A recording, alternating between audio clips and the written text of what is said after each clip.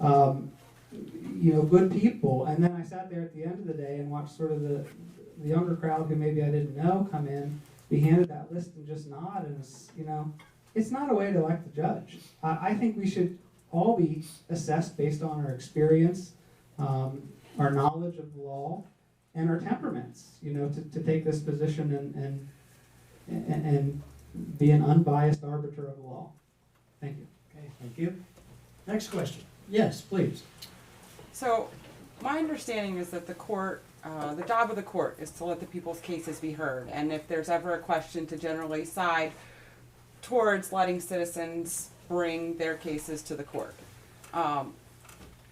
However, I think sometimes politics does get in the mix of that, and loopholes are used to prevent people who don't necessarily have the financial means to take it further or to the next court up from being able to have their cases heard because of judges' personal political agendas in the county.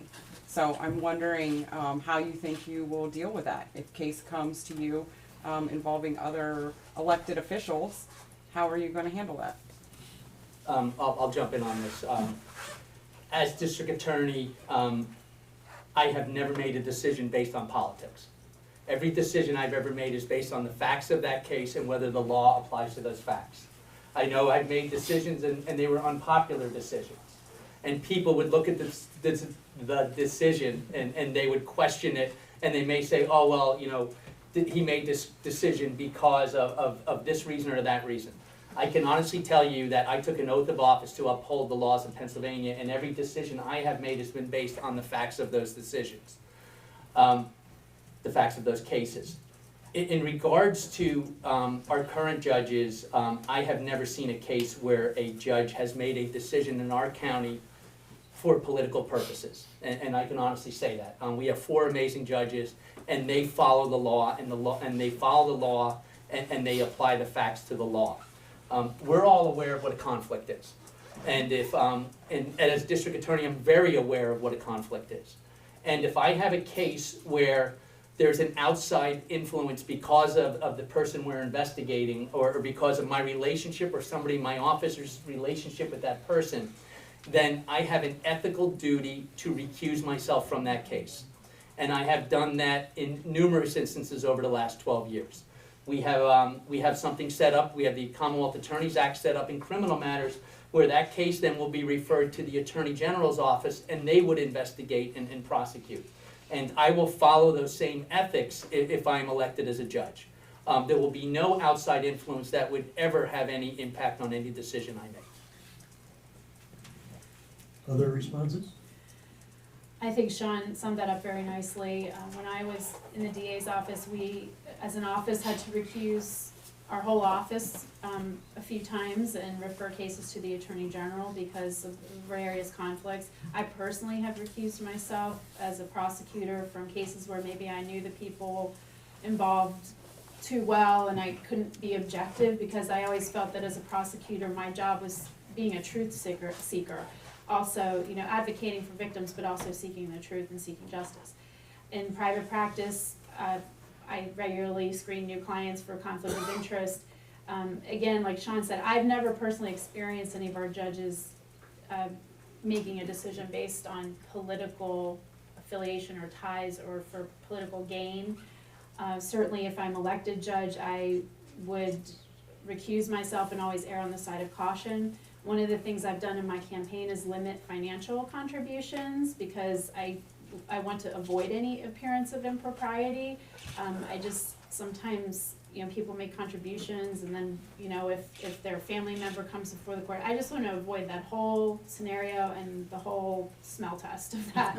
So that's one of the things that I've personally done. I'm not mandated to do that. It's just something that I've done in my campaign, because we're also connected in this small community anyway. It's just another layer of connectivity that I wish to avoid. So that's how I would handle such a thing. I think to touch on the issue of conflicts, I think we're all going to have, if elected, some conflicts. Certainly I've continued to have a busy family law practice, and currently representing children and youth services as assistant solicitor.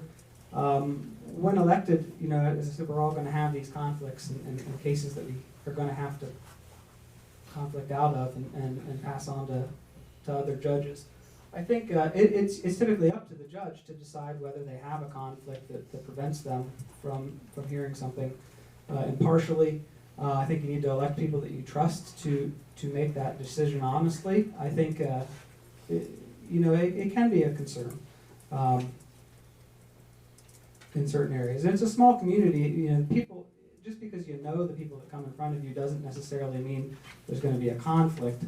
Otherwise we'd have a lot of trouble because it's just, as I said, it's a small community.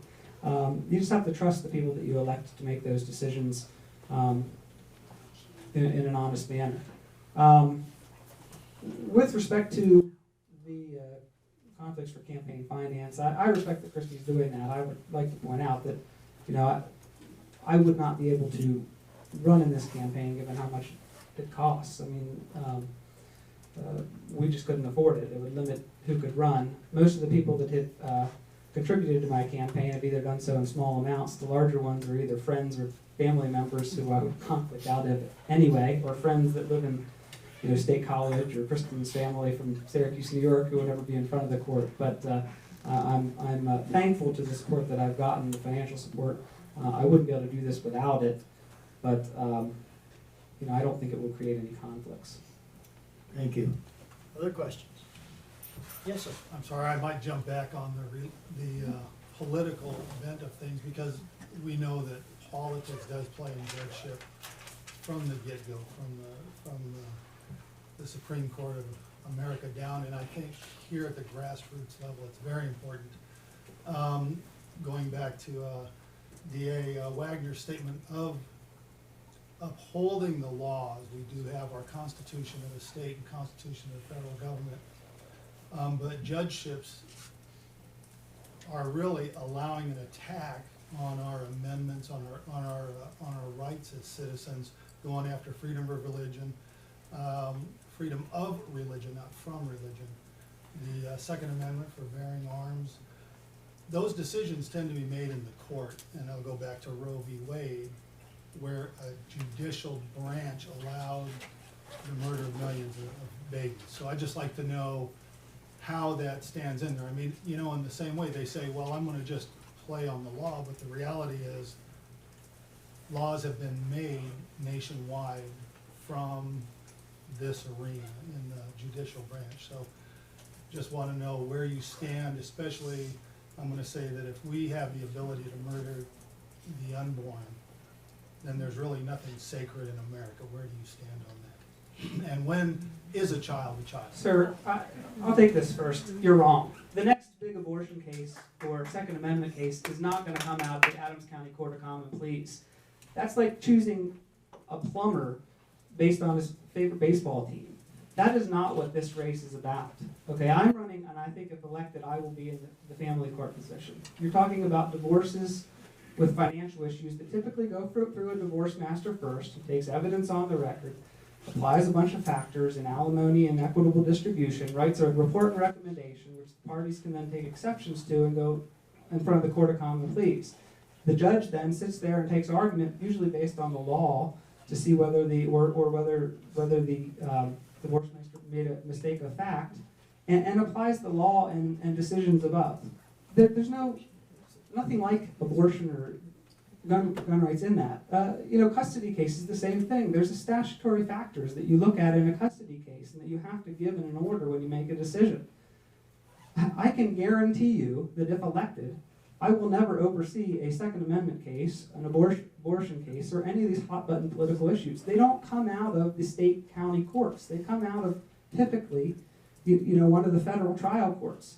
Again, I will make this analogy to you again. If you're choosing your Court of Common Pleas judge based on their views on these hot-button political topics that never come before the court here, it's like choosing a plumber based on the favorite baseball team.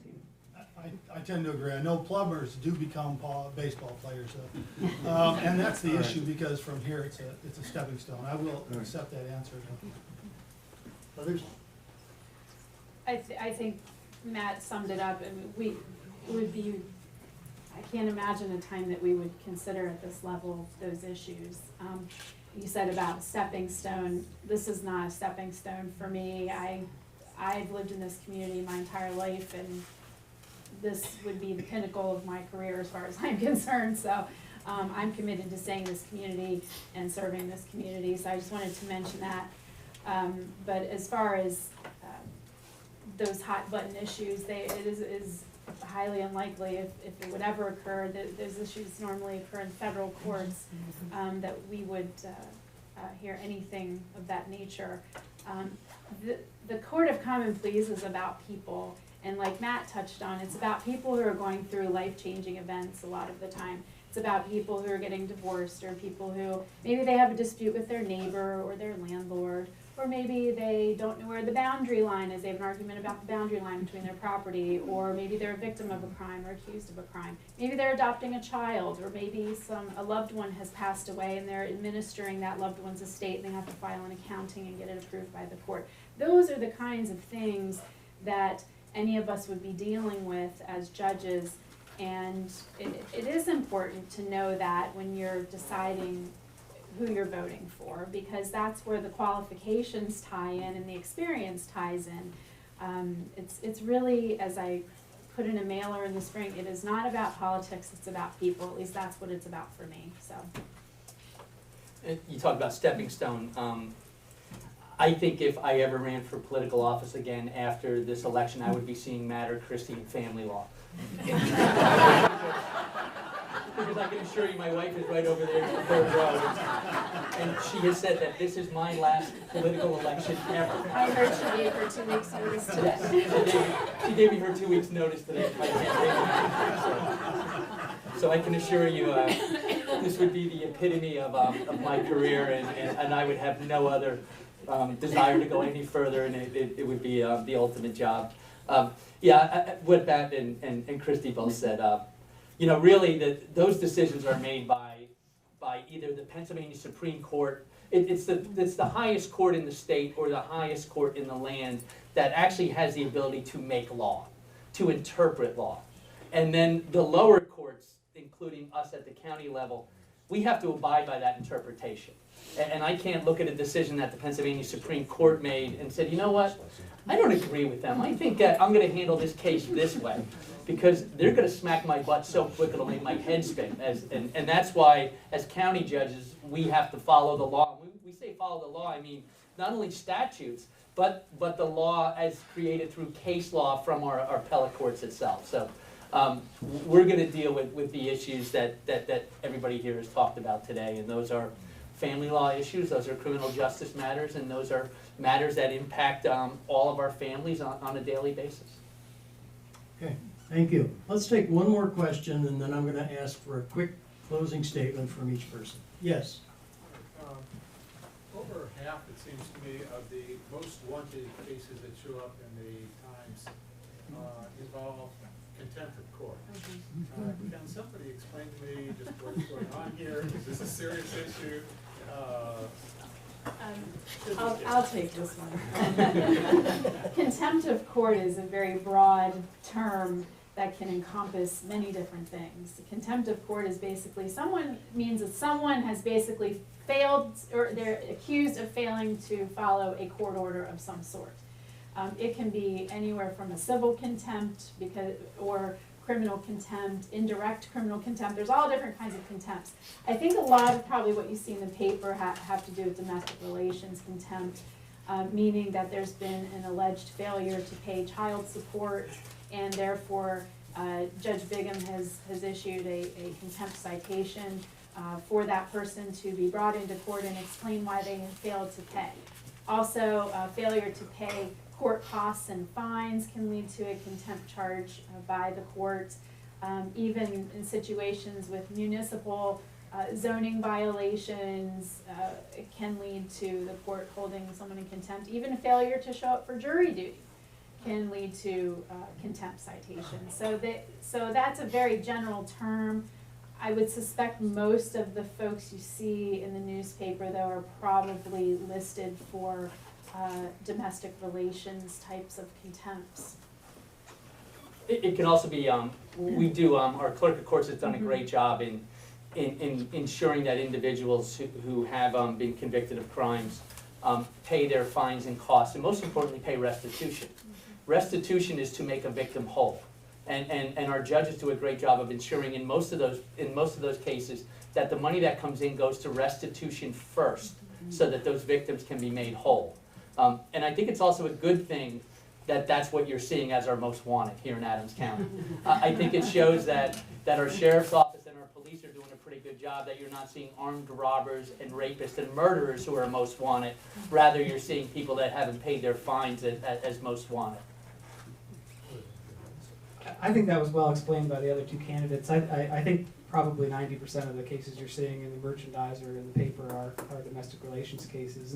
And what happens is someone gets a few months behind, there'll be a contempt type, they'll be listed for contempt court, and then if they don't show up, that's when the bench warrant gets issued, and that's when they eventually end up in the paper and so forth.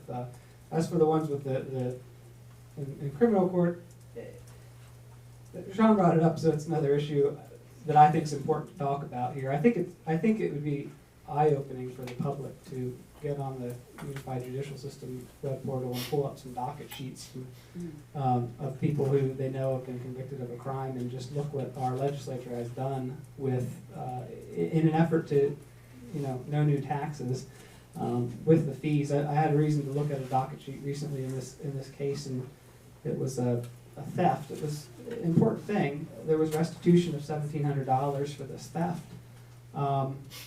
I think the fine was like $700.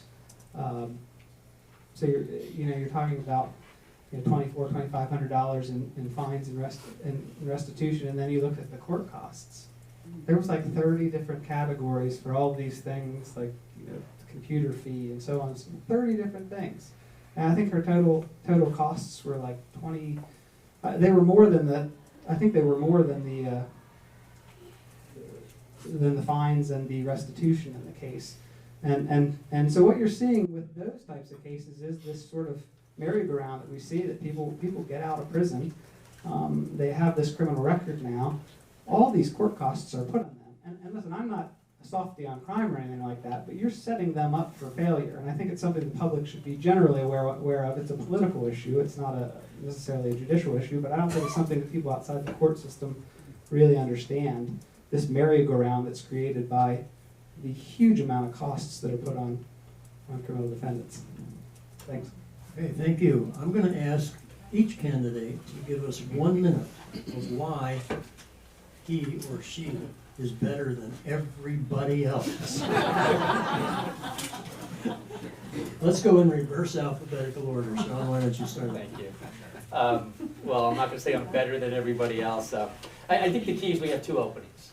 There are two openings, and you're seeing that we all have diverse backgrounds, and so that's what I would ask as people, is to really take a close look at our backgrounds. Look at what we've done, look at the cases we've handled, look at the careers that we've had.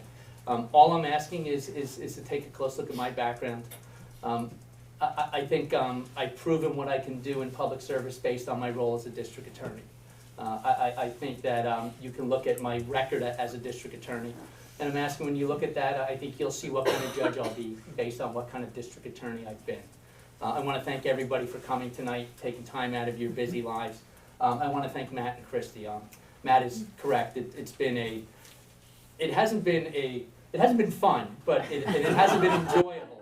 But it has been professional, and I've enjoyed actually getting to know Matt and Christy as this has gone on. So thank you.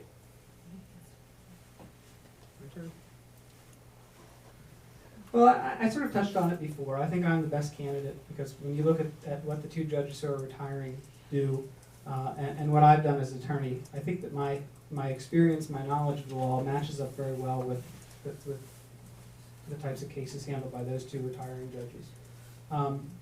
I chose to run because I started thinking about the clients I deal with and the importance of the court in their lives, and I just think it's really important that somebody with the appropriate background, appropriate knowledge, appropriate temperament be in that position to handle these cases for these families. I mean, that's what I see family court as being, as it's about families, it's about children, it's about helping. I mean, yeah, ultimately the judge may have to make a hard decision, may have to be the tough guy. I can do that if needed, but that shouldn't be the first step in a case. It should be, you know, let's lower the temperature, let's work this out without making it worse.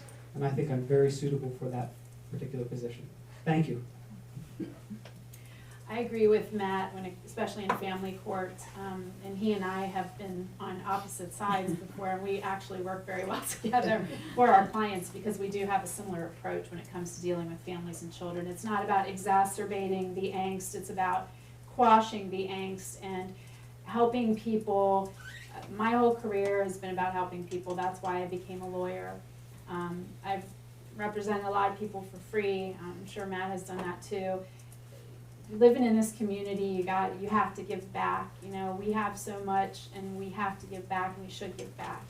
I think I'm a very well-rounded candidate, and like Sean said, I invite you to look at all of our backgrounds. Hopefully you've gotten a flavor of our personalities and our experience, and that can help you decide who is best to fill these two positions. And it is definitely two positions. I've been getting a lot of questions about, well, if Judge George gets elected, does that mean you all three automatically get elected? And no, unfortunately, that's not the case. So I just want to quick thank my husband, my son, and my mom for being here tonight, especially my 12-year-old who's very tired and can't wait for this to be over. Thank you. Thank you very much to the candidates for your candor, for your wisdom. You know, there's going to be a winner in 2 weeks, and it's going to be Adams County.